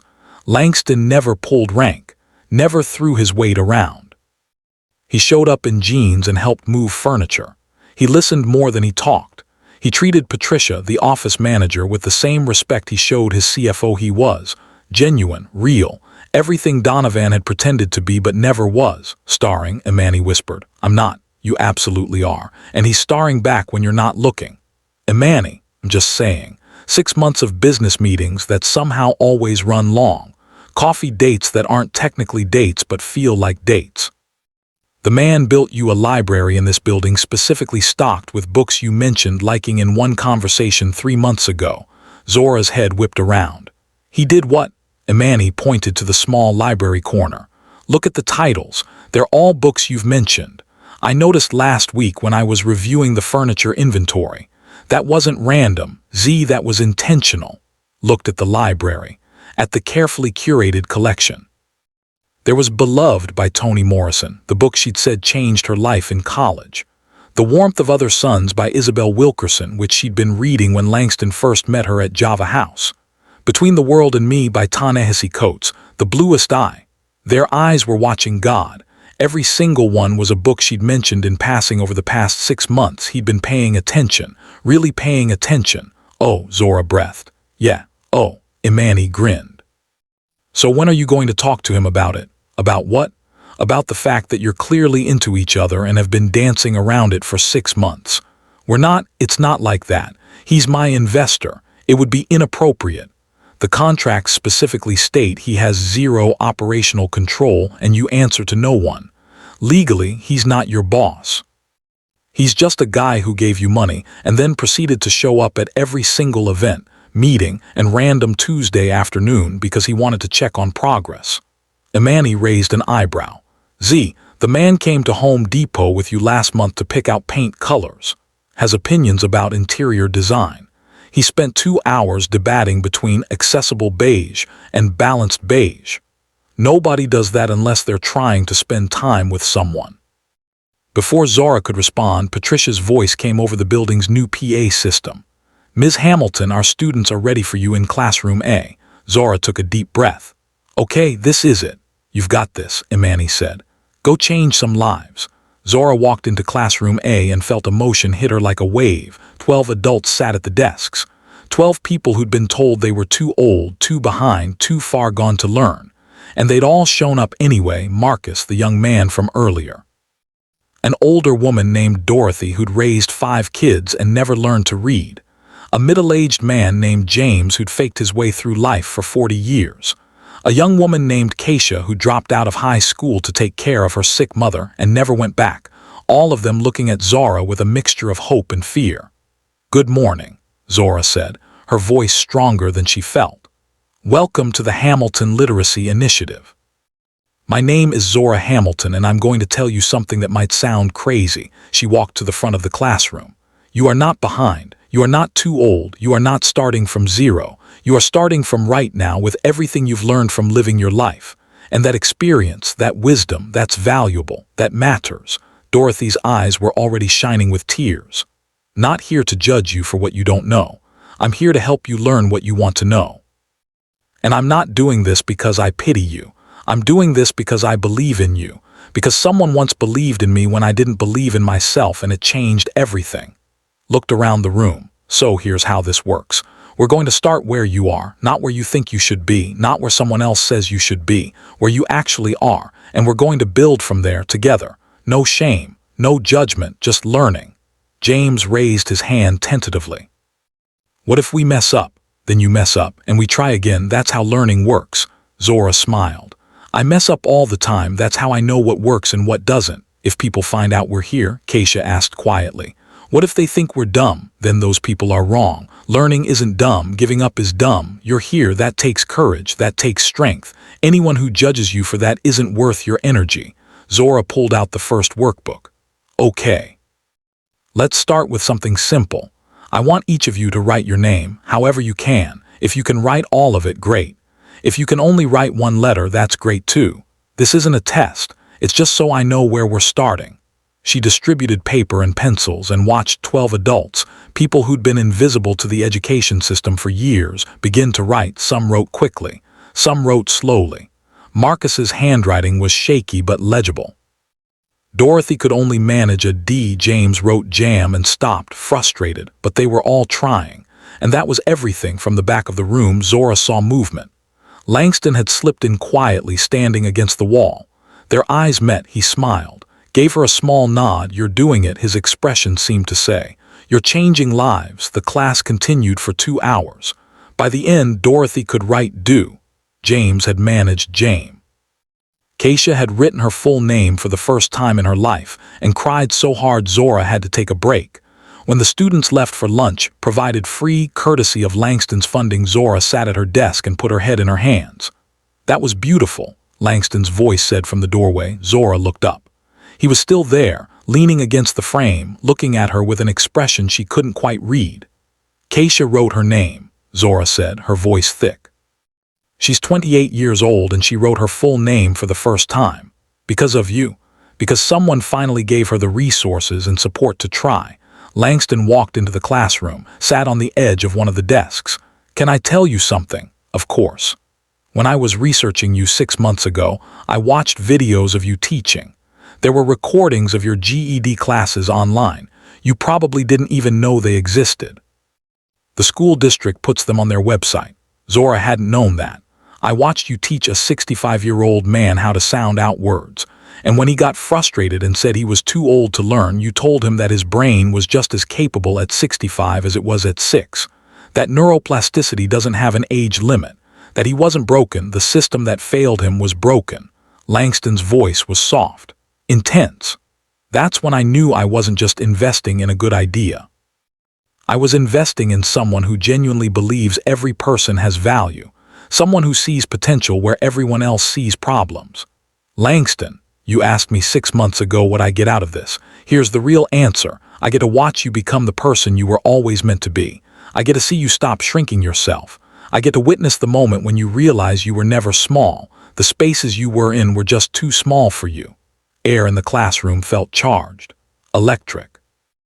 Zora stood up, walked toward him, stopped a few feet away.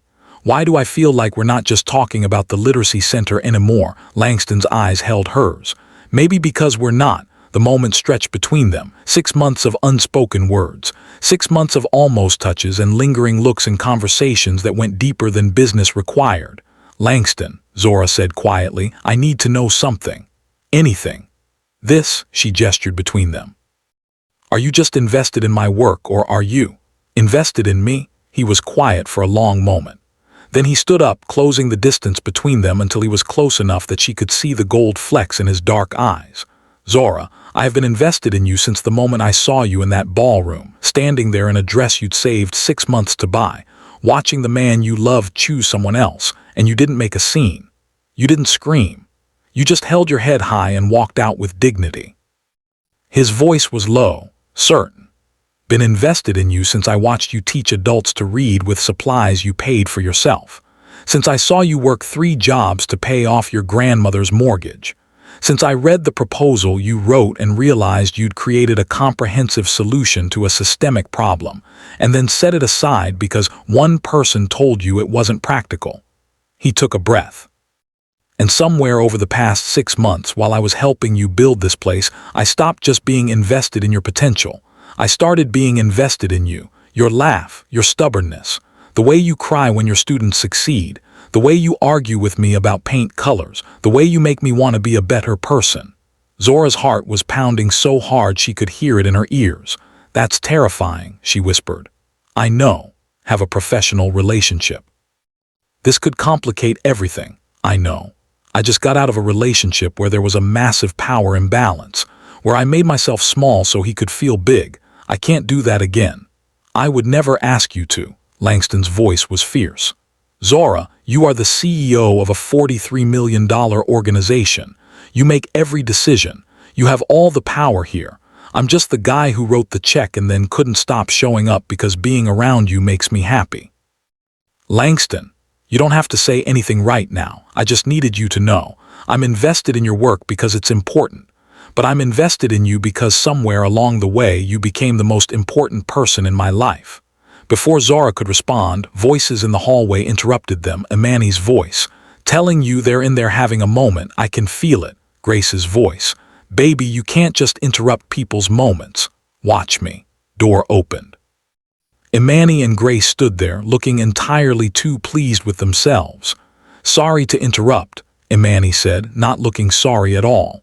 But the photographer is ready for you both. Zora asked. Julian wants photos of you and Langston at the ribbon cutting. You know, the investor and the founder. Very official, very professional. Imani's grin suggested it was anything but professional in her mind. Grace was looking between Zora and Langston with knowing eyes. You two look like you were having an important conversation.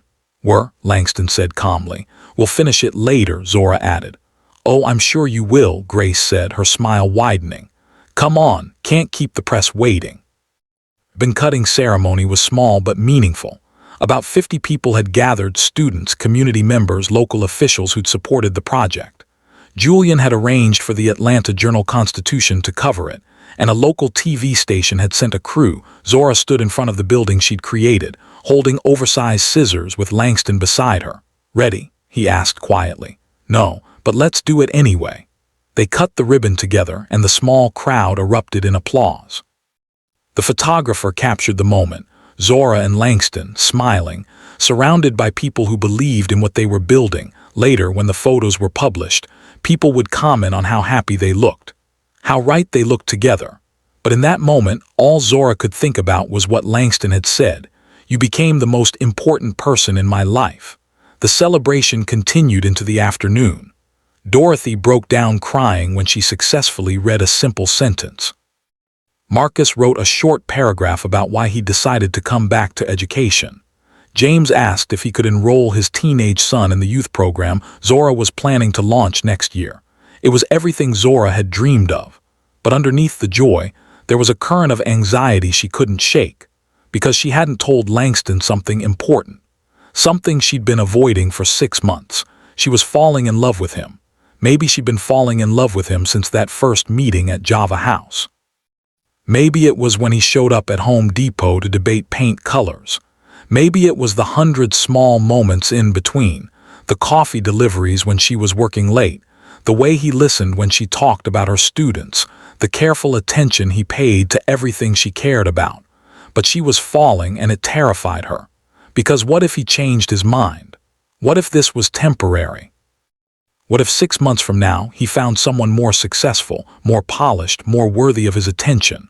What if she was just another investment that eventually reached its conclusion?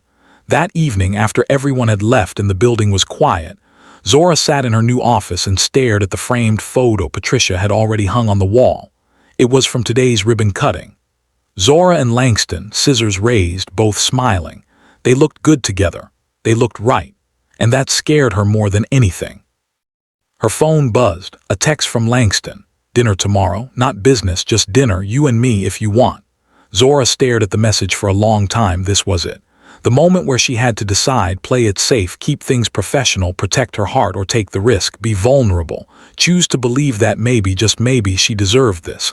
Her fingers hovered over the keyboard. Finally, she typed, I want. What time? The response was immediate. I'll pick you up at 7. And Zora, yeah, thank you for saying yes. Zora smiled despite her nerves. Thank you for asking. She put her phone down and looked around her office, at the photos of her students already decorating the walls, at the books on the shelves, at the mission statement she'd framed. Every person deserves access to education. Every person deserves to be invested in. Every person has worth. Written those words 6 months ago, and she'd believed them for everyone else. Maybe it was time to believe them for herself too. The next evening, Zora stood in front of her bathroom mirror for the 3rd time, second-guessing her outfit. The burgundy dress from 6 months ago felt too formal. Jeans felt too casual. She'd finally settled on black slacks and a silk blouse, professional but not stiff, elegant but not trying too hard. Imani had come over to provide moral support, which really meant she was sitting on Zora's bed offering unsolicited commentary. Overthinking this, Imani said, scrolling through her phone. It's dinner. You've had dinner with him 100 times. Those were business dinners. The last 3 were at his apartment where he cooked for you. That's not business, that's dadding. We're reviewing quarterly reports over homemade pasta and wine that cost more than my car payment. Z, you've been dadding this man for months. You're just now making it official. Zora turned from the mirror. What if I'm not ready for what? A relationship. With a man who spent 6 months proving he sees your value, who shows up for you constantly, who looks at you like you hung the moon. Imani set down her phone. Babe, I watched Donovan treat you like an accessory for 2 years. This is not that. Langston is not him. I know that. Logically, I know that. Emotionally, you're scared he'll turn out to be the same. Wouldn't you be? Imani stood up, walked over, and put her hands on Zora's shoulders. Listen to me. Langston Creed has a reputation. You know what people say about him? What? That he's pathologically loyal. That once he commits to an investment, he never backs out. That he's helped rebuild companies that failed, supported founders who made mistakes, stuck by people when everyone else abandoned them. Imani squeezed her shoulders. If he says you're important to him, he means it. That man doesn't do anything halfway. That's what scares me. What if I'm not enough? What if? The doorbell rang. Zora's heart jumped into her throat. That's him, Imani said, grinning. And you look beautiful. Now go have dinner with your billionaire boyfriend and stop spiraling. He's not my boyfriend. Yet. He's not your boyfriend yet. Give it 2 hours. Zora opened the door. Langston stood there in dark jeans and a black button-down, holding flowers, not roses, wildflowers, the kind Zora had mentioned loving when they'd driven past a farmer's market last month. He'd remembered. Hi, he said, and his smile was nervous, uncertain. Like he was just as scared as she was, somehow that made her feel better. "Hi," she said back. "You brought flowers. You said you liked wildflowers, something about them being resilient, growing where they're not supposed to." He handed them to her. Seemed appropriate. Zora took them, her fingers brushing his. "Thank you, you look beautiful. You said this wasn't a business dinner, but you didn't say what kind of dinner it was, so I didn't know what to wear and I changed 3 times. She was rambling. She never rambled. Langston's smile widened. "It's I want to spend time with you without pretending it's about work dinner. Wear whatever makes you comfortable." From inside the apartment, Imani's voice called out. "She's comfortable, you kids have fun, don't do anything I wouldn't do." "Imani," Zora's face heated. "What? I'm just being supportive." Langston laughed, a real, genuine laugh that made Zora's chest warm. "Should I be worried that your lawyer is chaperoning?" "She's not chaperoning, she's being Imani. I'm making sure he treats you right." Imani appeared in the doorway. "Langston, she needs to be home by midnight or I'm calling the police." "Imani," Zora was mortified, but Langston just smiled. "Yes, ma'am, midnight, understood. You're buying dinner. She's been living on ramen and ambition for 6 months, already planned on it. If you hurt her, I know 17 different ways to ruin someone legally and I'm not afraid to use them." Duly noted. Imani grinned. "Okay, you pass. Have fun, kids." She disappeared back into the apartment and Zora wanted to die of embarrassment. "I'm sorry about her," Zora said. "She means well, but she has no filter. I like her. She's protective of you, that's what good friends do." Langston offered his arm. "Ready?" Zora took his arm. "Where are we going?" "That depends. How do you feel about heights?" "Heights? Trust me." Zora looked at him, really looked at him. At the man who'd invested in her dream, shown up for her constantly, remembered small details like her favorite flowers and the books she loved. "Yeah," she said. "I trust you." They drove through Atlanta in Langston's car, a surprisingly modest Tesla, not the flashy sports car she might have expected from a billionaire. "Very quiet," Langston said after about 10 minutes, just thinking. About how 6 months ago my life was completely different. I was with Donovan.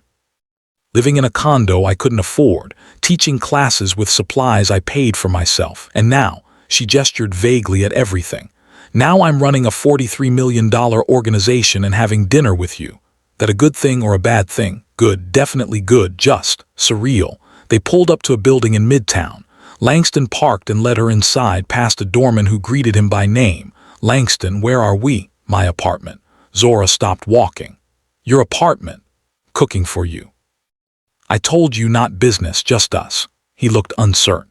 "Is that okay? We can go to a restaurant if you prefer." "No, this is good." They took the elevator to the top floor.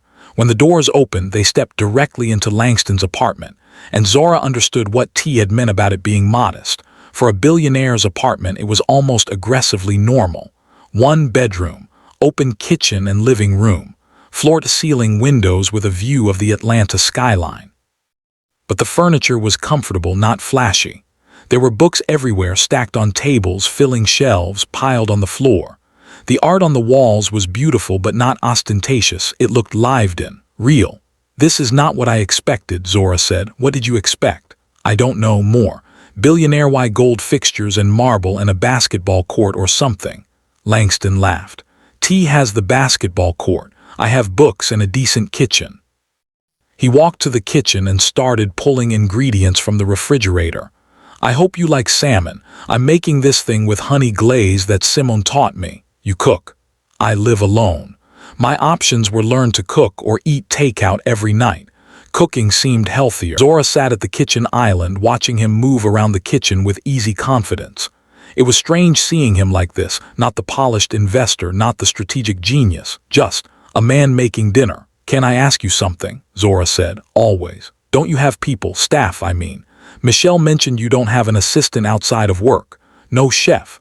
No one managing your personal life." Langston was quiet for a moment, cutting vegetables with practiced precision. "When I was in foster care," he finally said, "I learned that the only person you can really count on is yourself. People come and go. Systems fail. The only constant is you. So I got used to doing things myself, managing my own life, not depending on anyone." He looked up from the cutting board. "It's a hard habit to break, even now, even with all this." He gestured around the apartment. Some part of me still thinks that if I rely on people, they'll disappear. That's lonely. It is. He resumed chopping. But it's safe. Zora understood that. She'd spent 2 years with Donovan making herself small because it felt safer than being fully seen. What changed? She asked. You invest in people, you build relationships. That requires trust. Chen changed it. She showed me that some people stay, that some people mean it when they say they care. He slid the vegetables into a pan. And then building Creed Capital taught me that investing in people requires vulnerability. I had to learn to trust my judgment about character, to believe that most people are trying their best. You still live alone, still do everything yourself. Old habits, he smiled. Though I've been thinking lately that maybe it's time to let people in more, actually accept help when it's offered, build a life that's about more than just work. Way he was looking at her made Zora's heart race. Is that why you asked me to dinner? She asked quietly. Not business dinner, just dinner. Yeah. Langston set down the knife, walked around the kitchen island, sat on the stool next to hers. Zora, I've been thinking about this for months, about you, about us, about whether there could be an us, and I'm terrified. The honesty in his voice was startling.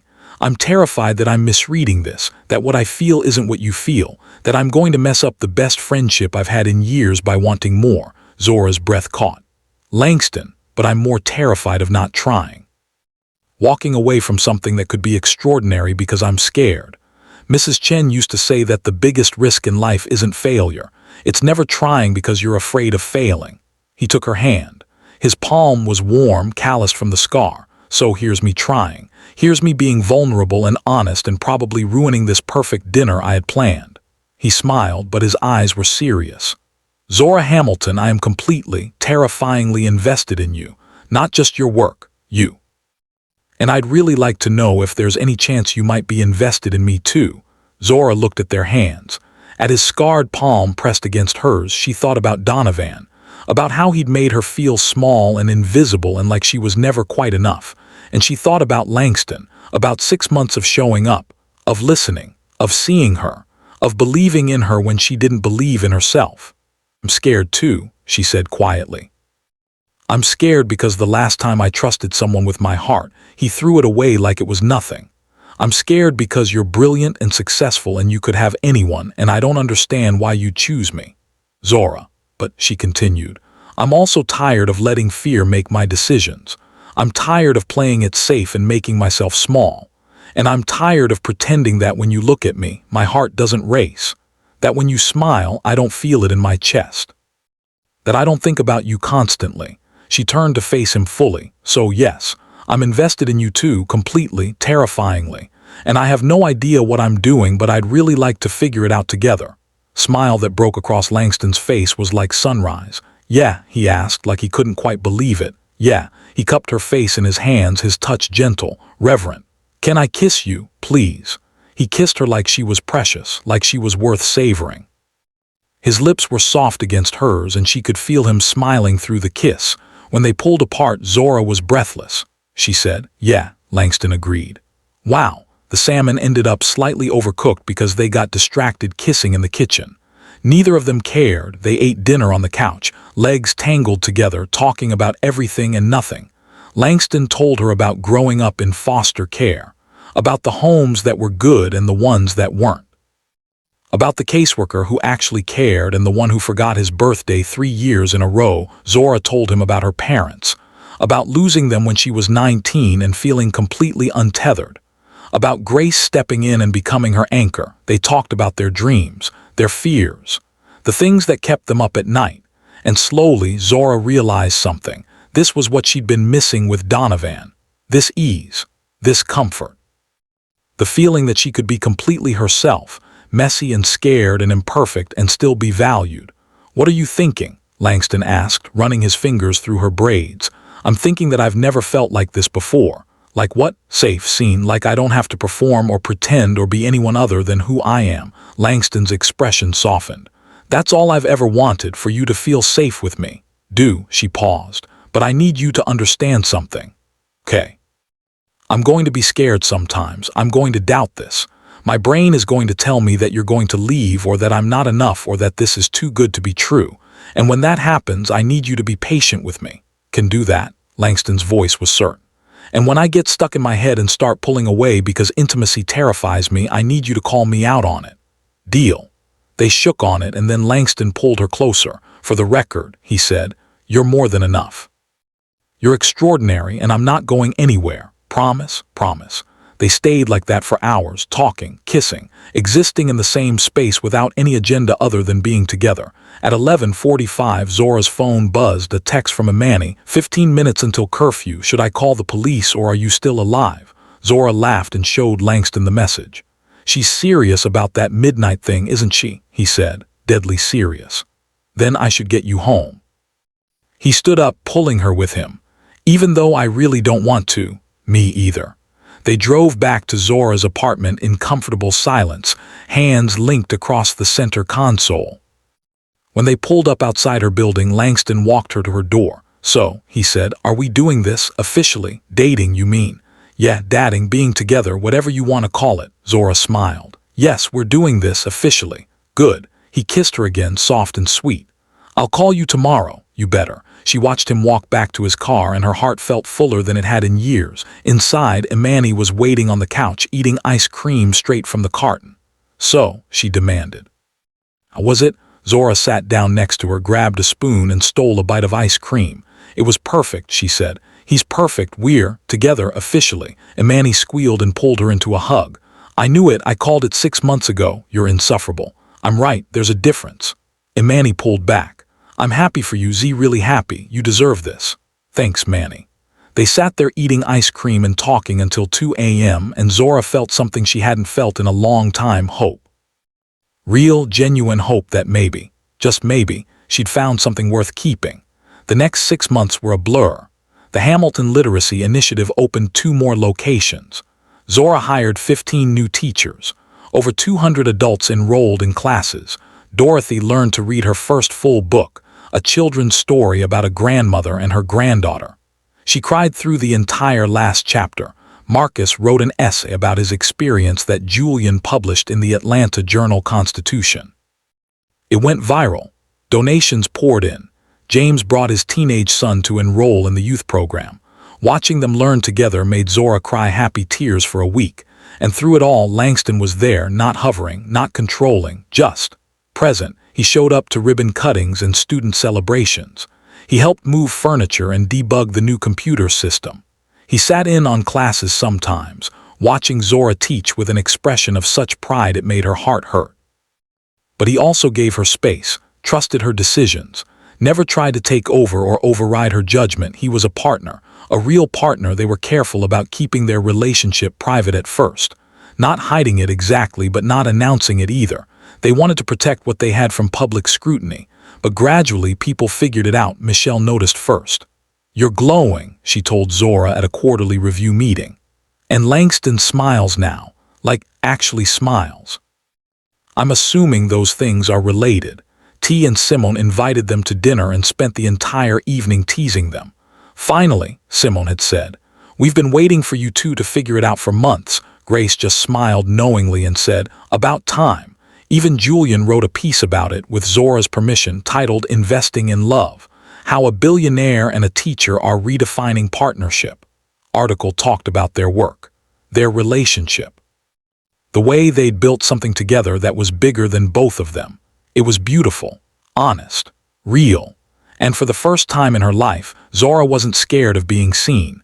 1 year after the first center opened, Zora stood on stage at the Hamilton Literacy Initiative's anniversary celebration. The event was held at the East Atlanta Center, now expanded to include a second floor with more classrooms and a computer lab.